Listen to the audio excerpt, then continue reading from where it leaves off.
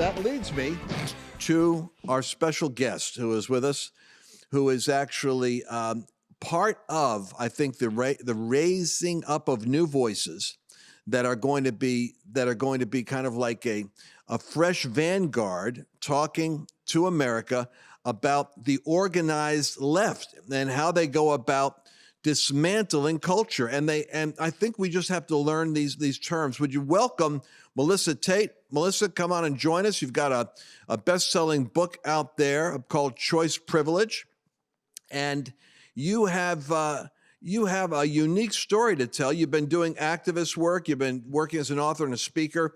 And I don't think that this for you is a gig. I think it's really a passion and a value. But a lot of it comes out of the fact that you've observed how these organized Marxist strategies have dismantled other countries. Tell the folks a little bit about your own background. Okay, so thank you so much for having me. I'm so excited to be on the show. You've been such an inspiration for me becoming activated. So it's really great that I'm on the show. So I'm originally from Zimbabwe. I was born and raised in Zimbabwe. And at the age of 19, I left everything and everyone I knew to come to the United States to study. And that's pretty typical for most middle-class families to send their kids to study abroad. But what was different about my story is I came at a time when our country was actually going through a devastating economic collapse and hyperinflation of just epic proportions. So for me to come to the United States in the natural was completely impossible. But because my mom is a fire-breathing, tongue-talking, spirit-filled woman of God, she said, you're coming by faith. You're going to America by faith. So by faith, I arrived in the United States with $300 in my pocket, a suitcase full of clothes, and by the supernatural grace of God and hard work, I was able to pay my way through college. I graduated with a business degree, worked for a major bank for about 3 years as an investment advisor. And then I started my own business in e-commerce at a time when e-commerce was just taking off like a rocket. So my business just blew up more than I expected it would. So by the time I was 27 years old, I had a business that was doing 7 figures in revenue. I was traveling around the world. I had multiple employees, and that just basically living the American dream. So you fast forward to 2020 and I start to hear this narrative that America is this evil, systemically racist country that oppresses minorities. That obviously did not resonate with me.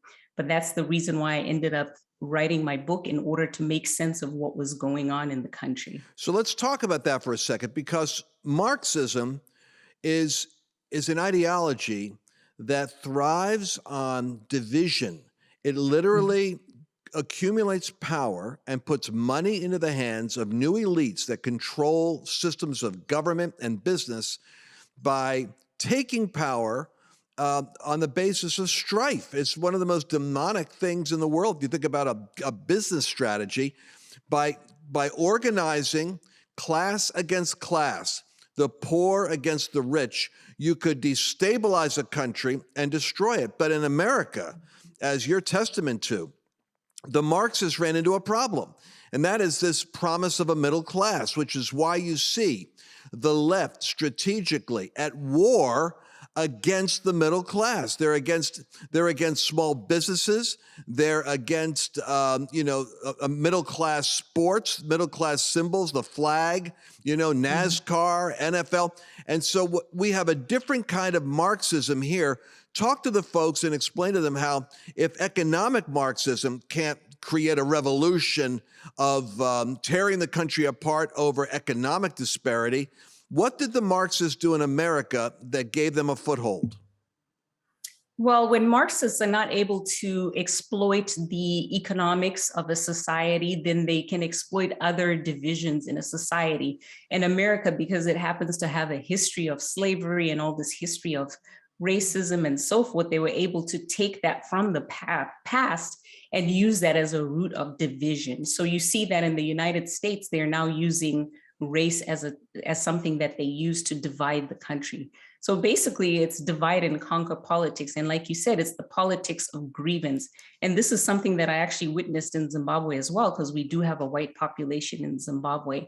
And now looking back, I look at it, I'm like, that was actually cultural Marxist critical race theory that we're seeing take place here as well.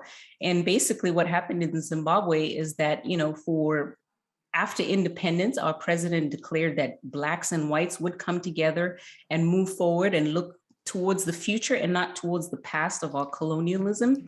And that was actually a good thing. So when I grew up in Zimbabwe, I grew up going to school with white people. Black and white people lived in harmony in Zimbabwe. And Zimbabwe was a capitalist country to begin with.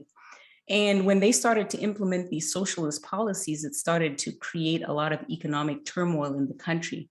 And instead of taking ownership of their own failed policies, they just basically shifted the blame from themselves to, oh, the problem is not us, the problem is the white farmers who have taken your land, so you need to go get that land back from the white man. So you start to see how that parallels with what's going on here in the United States. You see that, the elites in this country have basically gutted the middle class, shipping jobs to China, doing all these things that have, basically affected the middle class in a very profound way. And to shift away from that narrative, they've just blamed it on white supremacy. So it's pretty much the same playbook that I have seen that took place in Zimbabwe that is now being used over here. So it just makes sense because you just start to see how all of it comes together. It's just about shifting the narrative and shifting the blame, and you blame one group, and one group is supposed to rise up against that other group and create destabilization. And I'm sure you know about what happened in Zimbabwe, that the results were just devastating. The economy became it fell the bottom out.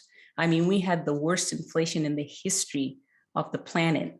I mean, at the height of it, we were printing $100 trillion bills. And I actually remember being in the supermarket with my mother, and we were putting things in the cart at one price. And by the time we got to the till to check out, the price had gone up. And that's how quickly inflation took place in Zimbabwe.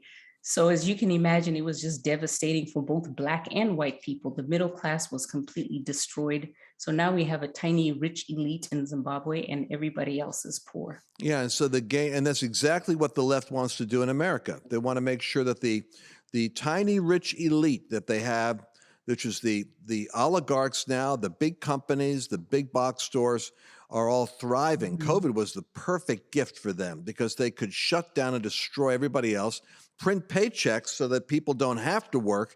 The only problem is after $30 trillion, like Zimbabwe, of printed money, you can only go so far before those dollars actually start to hit with inflation. Then God help America if we ever lose the ability to export those dollars around the world, because when that happens, then the dollar itself no longer is the reserve currency in the world, and all that money comes back home. And I remember being given $1 million Zimbabwe bill, and then like $1 billion bill at a conference I was doing from someone that was warning me and saying, pay attention to Zimbabwe, because this is how the Marxists destroyed a flourishing country, through strife and division and economic destruction.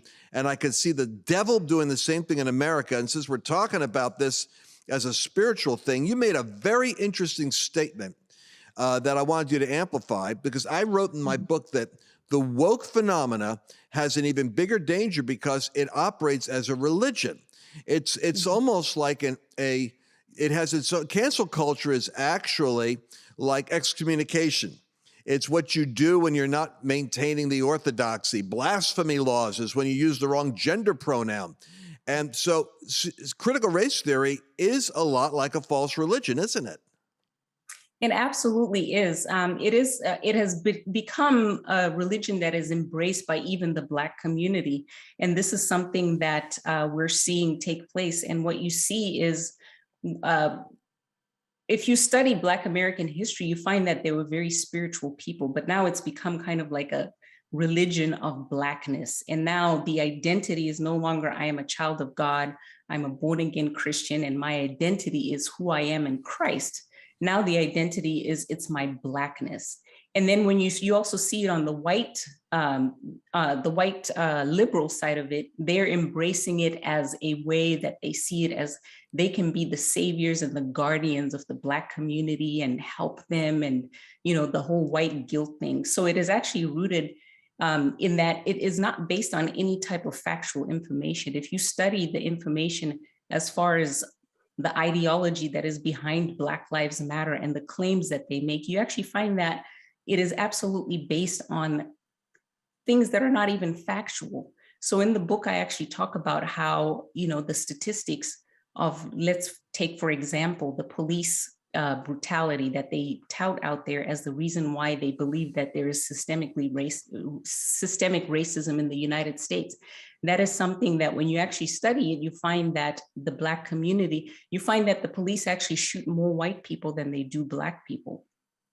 And this is statistically true. So the things that they don't want to focus on are the things that actually affect the Black community. And that is things like the education system and the way that the left has destroyed the Black family. And that is what is at the root of why we see so much crime and poverty and all these things that are happening within the Black community. So that's not what they want to focus on, because they are the reason why those things have happened. It's their policies that have led to those types of things happening in the Black community. So instead of addressing those core issues, they just gloss it over with, oh, it's just systemic racism. So I always say that systemic racism doesn't exist in the United States, because somebody like me couldn't come here and become successful as I did if there was an oppressive hand that only benefited white people.